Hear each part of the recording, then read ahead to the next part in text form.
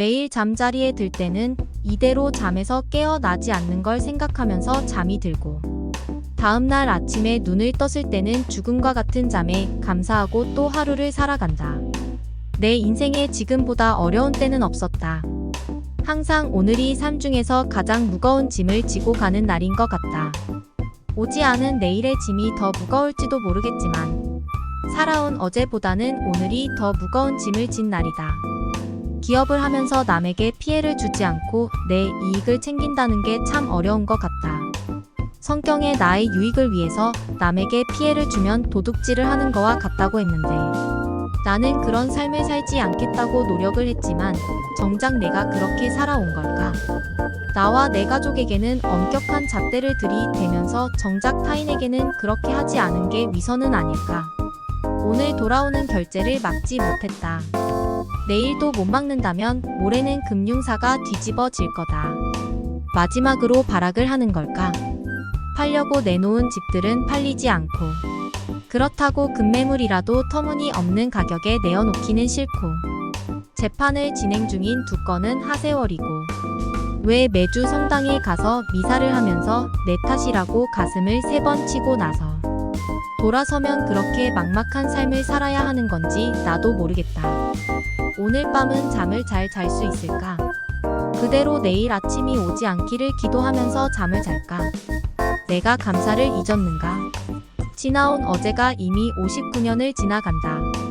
아침에 눈을 뜰 때 감사함은 내가 아직 살아야 하는 이유가 있다는 걸 거다. 이날이 마지막일까 하고 하루를 보내지만, 그래도 그 다음 날이 있는 이유는 내가 아직은 살아서 할 일이 있어서일 거다. 저 아득한 곳에 나 홀로 무릎을 꿇고 엎드려 있는 가련한 어린 영혼이 구원을 받는 것 같다. 성모 마리아님을 만나고 묵주 기도를 시작한 후에 멀리 있던 성모 마리아께서 가까이 오고 두 팔을 벌려서 나를 향하시고 더 가까이 와서 구덩이 안에 있는 그 어린 영혼에게 팔을 뻗으시는 환영을 보여주시는 건, 또한 그 멀리 있던 어린 영혼이 가까이 보여지는 건 성모님 손이 가까이 왔다는 의미일 거다. 지금은 어려움 속에 모든 걸 던져야 하는 상황이지만 이 상황도 하느님이 감당할 정도로만 주시는 시련으로 보고 연단의 기회로 삼아 나가자. 또 죽음과 같은 깊은 잠을 자면서 감사함으로 하루를 마감하자. TV보다 조금 일찍 잠이 들면 새벽에 잠이 깨는 문제가 생기네. 2주 전에 건보에서 해주는 폐암 검사를 받았는데 고형 결절이 3일이 있단다. 기관진의 병변이나 비활동성 폐결핵이 없는 거로 봐서는 어릴 때 폐렴을 앓았던 흔적으로 보인다. 아침에 일어나면 발걸음이 무거운 건 족저근막염 증상으로 보이고, 앉아 있으면 허리가 아픈 건 퇴행성 척추 질환이 진행되고 있나 보다. 10년 전과 비교하면 많이 고장이 나는 것 같다. 이는 자연치를 사용할 수 있을 때까지 사용하는 게 좋으니까. 치과는 2주에 한 번씩 가서 진료하고 관리를 하고, 눈은 당뇨가 있으니까 이상 증상이 없어도 6개월에 한 번은 가서 진료를 받아야 한다. 고혈압, 고지혈증, 당뇨 3가지 증상으로 대사증후군 진단을 받고 10년째 다니는 동네 내과 의사가 주치의 역할을 해준다. 매일 처방받은 약을 먹으면서 하루를 시작하는데, 그렇게 약을 먹고 관리가 된다면 이것도 큰 은혜라고 생각한다. 사람이 나이를 먹어서 아프거나 병이 생겨서 아픈 건 언제나 누구에게나 생길 수 있지만, 그것도 치료하라고 하느님이 의사를 보내주고 약을 만드는 사람들이 약을 만들게 했으니까 먹을 수 있겠지. 범사에 기뻐하고 매사에 감사함을 가지고 늘 기도하면 은혜로운 길을 걷게 된다. 또 하루를 즐겁게 보내자. 세상에서 제일 슬픈 노래. 곱디고은 배옷 입고 꽃신 신고 가는 니마. 이승의 짐 훌훌 벗고 고이 가소 정든 니마. 사바고의 고통일랑 한강물에 띄우고 지난날 맺힌 한바람결에 흩날리고 지장보살 영접하여 서방 정토 왕생하여 아미타불 친히 뵙고 부디 성불하고 지고 부디 성불하고 지고 태산줄령 망망대해 세월 속에 변하는데 100년만큼 짧은 인생 생로병사 면할손가. 부처님이 이르시길 사대육신 허망하여 2년 따라 태어났다 2년 따라 간다 했소. 지장보살 영접하여 서방 정토 왕생하여 아미탑을 친히 뵙고 부디성불하고 지고 전철을 타려고 복지 카드를 댔더니 작동을 안 했다. 지하철 사무실에 들어가서 카드를 확인했더니 카드 마그네트가 손상된 것 같단다. 무슨 카드가 이렇게 손상이 잘 되는지 모르겠다.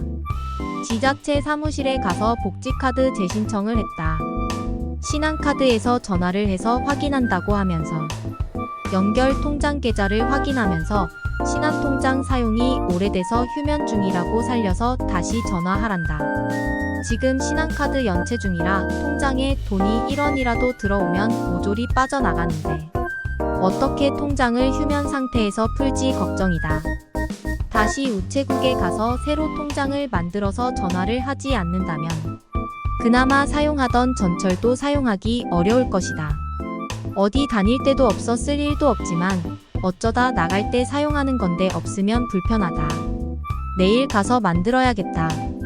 주변에서 부모 부고를 받다가 이제는 당사자들 부고가 늘어난다. 사람이 태어나는 건 순서가 있지만 가는 데는 순서가 없다. 아파서 치료를 하면서 하루를 보내는 삶을 살고 싶지는 않다.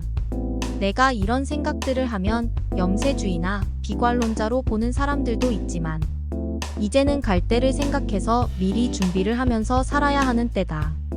아직도 이런 걸 부정하며 내일의 일을 꿈꾸는 친구도 있다. 그런 친구는 그렇게 살면 되는 거다. 나는 인생의 마무리를 생각하면서 준비를 한다. 무언가 이룬 거 없이 떠나더라도 그리고 아무도 기억하지 못하는 사람이 되더라도 아무 상관이 없다. 그렇게 이름을 남길 일도 없고 그런 소망을 가진 적도 없다. 그냥 평범하게 살다 죽기를 소망했다. 커피 한 잔을 하면서 드라마에 나오는 전문가들이 말하는 그런 맛을 모르지만 내가 아는 믹스 커피 맛에 만족한다. 술을 안 마시니 술 맛도 모르겠고 술을 마시면서 즐긴다는 문화도 모르겠다. 남들의 생각이나 판단을 비판하거나 비난하고 싶지는 않지만 그렇다고 내 생각을 안 남기지는 않을 것이다. 내 생각을 남기더라도 그걸 읽는 사람들에게 강요하고 싶은 생각은 없다. 나는 내 생각을 남길 뿐이다. 내가 옳다고 생각하는 대로 살다가 그렇게 인생을 마감하면서 마지막 그날까지 후회라는 단어를 떠올리고 싶지는 않다. 돈이란 것이 행복을 가져다 주는 것은 아니지만 돈이 없어서 불편하다는 걸 인정 안 하는 것도 아니다. 하고 싶은 것을 할 때는 돈이 든다. 그래서 불편한 정도일 뿐이다. 그걸 못해서 죽는 것도 아니다. 석찬이가 긴 여행에서 1년 후에는 돌아온다. 그때 그 친구와 같이 밥을 먹고 같이 당구 치면 그걸로 나는 만족한다. 지금까지 그렇게 만나서 애기하는 걸 생각을 해주는 친구가 있다는 게 내게는 행복이다. 세상은 빠르게 변하고 있다. 이제는 그런 변화에 익숙해지는 게 어려운 세대가 되었다. 컴퓨터가 고장이 나서 제 기능을 하나씩 잃어버려도 어찌할 방법을 찾지 못해서 중고 컴퓨터를 사서 해결할 생각을 한다. 그런 중고가 어떤 게 가성비가 높은지 몰라서 선택을 못하고 헤매는 걸 보면 이제는 내가 구시대 사람이 된 걸 안다. 컴퓨터나 핸드폰으로 뭔가를 하는 게 젊은 사람들보다 못하다는 걸 현실에서 자주 느낀다. 누군가와 이별을 할 때 사람들은 슬픔을 느끼고 눈물을 흘린다고 한다. 그러나 난 누군가와 헤어질 때 눈물을 흘려본 기억이 없다. 아버지가 세상을 떠났을 때도 눈물을 흘리지 않았다. 며칠 전 이스라엘 디아스포라 관련 내용을 보면서 이스라엘과 팔레스타인 충돌 가운데 아들과 같이 가던 아버지가 처절하게 아이가 있다고 부르짖으며 총을 쏘지 말아달라고 외치다 아들은 총에 맞아 죽고 그 사람은 부상을 입었는데 그때 그 사람의 모습은 너지 나간 채로 눈물을 흘리고 있었다. 그런데 내가 저 입장이어서도 눈물을 흘렸을까 하는 생각이 들었다. 내 앞에서 아들의 죽음을 볼 때도 난 눈물을 흘릴 것 같지 않다. 난 그런가 보다. 며칠 전에 갑자기 흉통이 약하게 왔다. 심장 부위 위쪽인데 겉에서 아픈 근육통과는 좀 달라 코로나 백신 후유증으로 생긴 혈전 때문인가 하는 걱정에 생각이 많아졌다. 움직일 때나 움직이지 않을 때도 통증이 있어 순환계나 심장외과 진료를 받아야 하나 하는 생각에 머리가 아팠는데 정작 더 걱정스러웠던 건 만약에라도 스탠스나 수술을 해야만 한다면 그냥 그대로 있다. 죽음을 맞이해야만 하나 하는 생각에 빠졌다. 3일 정도 지나니 통증이 안 느껴져 다행이라는 생각을 했다. 죽더라도 저런 병으로 고통스럽게 죽고 싶은 생각이 없다. 그냥 잠자리에 들었다가 아침에 깨어나지 않는 죽음을 맞이하고 싶다. 이런 걸 호상이라고 하더라. 김창옥인가 하는 사람이 소통에 대한 강의를 한다고 TV에 자주 보였는데 갑자기 자신의 집 주소와 집 호수가 기억이 나지 않는다고 치매를 의심하는 말을 하며 강의를 중단한다느니 호들갑을 떨었다. 방송하는 일 때문인지 대학 강의 때문인지 치매는 아니라고 또 말을 하면서 강의를 계속한단다. 노이즈 마케팅을 하는 것도 아닐 테고 무슨 주접인지 모르겠다. 요즘 많이 꾸는 꿈이 생각나서 글을 남긴다. 동네 주차장이 딱히 있는 것도 아니라 골목 여기저기 빈자리에 차를 세우고 하루나 며칠이 지나고 나서 차를 찾느라 온 동네를 휘저어 다니는 꿈을 자주 꾼다. 분명 주차할 때는 그 주변에 대한 기억을 확실히 하고 확인을 했는데 막상 차를 찾으러 가면 차가 보이지 않아 온 동네를 돌아다니 엉뚱한 데서 발견하기도 하는데 발견하면 다행이지만 발견하지 못해서 계속 헤매다 꿈을 깨는 경우가 자주 발생한다. 왜 같은 꿈을 계속 꾸게 되는 것일까?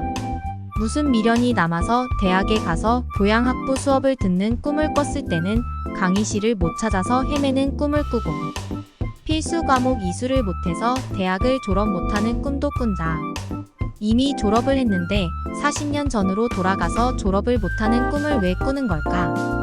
50년 전에 배운 문법이 지금과 다르고 수학이 많이 고등화되었으며 과학은 천문을 포함해서 더 많이 달라져 요즘 새롭게 알게 되는 것들이 많은데 그런 영향일까? 저런 꿈들이 일시적인 것이 아니라 반복적으로 꾸게 되면서 공포감으로 다가온다.